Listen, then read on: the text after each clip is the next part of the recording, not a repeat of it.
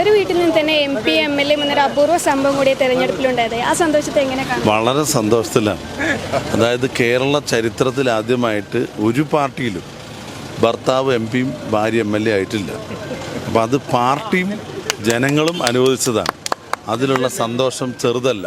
കാരണം ഭാര്യ എന്നേക്കാൾ മുമ്പേ 2-3 പ്രാവശ്യം ഈ വിളയൂർ ഉൾപ്പെടെ മത്സരിച്ച ആളാണ് പാർലമെൻറ്റ് ഇലക്ഷനിൽ. അന്ന് എനിക്ക് സീറ്റൊന്നും കിട്ടിയിട്ടില്ല. അപ്പോൾ എന്നേക്കാളും സീനിയറാണ് എൻ്റെ ഭാര്യ തുളസി ടീച്ചർ. ഇതിന് മുമ്പ് അവർ അസംബ്ലിയിൽ മത്സരിച്ചു. അന്ന് രാഷ്ട്രീയ സാഹചര്യം നമുക്ക് അനുകൂലമായിരുന്നില്ല. നിസ്സാര വോട്ടിനാണ് ചേലക്കര തോറ്റത്. അപ്പോൾ ഇത്തവണ രാഷ്ട്രീയ സാഹചര്യം അനുകൂലമായി കോങ്ങാട് സീറ്റ് കിട്ടി. UDFൻ്റെ സീറ്റാണ്. കഴിഞ്ഞ 25 വർഷമായിട്ട് നമ്മൾ ജയിക്കാത്ത സ്ഥലമാണ്. അപ്പോൾ കോൺഗ്രസ് പാർട്ടിയും പ്രത്യേകിച്ച് ഇന്ത്യൻ യൂണിയൻ മുസ്ലിം ലീഗും ഉൾപ്പെടുന്ന UDF തീരുമാനിച്ചു തുളസി സ്ഥാനാർത്ഥിയാകട്ടെ എന്ന്. എന്നോട് ഒറ്റ കാര്യം ചോദിച്ചുള്ളൂ, ഭാര്യ സ്ഥാനാർത്ഥിയാകുന്നുണ്ട്, ജയിപ്പിക്കുക ചോദിച്ചു. അപ്പോൾ ഉറപ്പായിട്ടും ജയിപ്പിക്കും പറഞ്ഞു.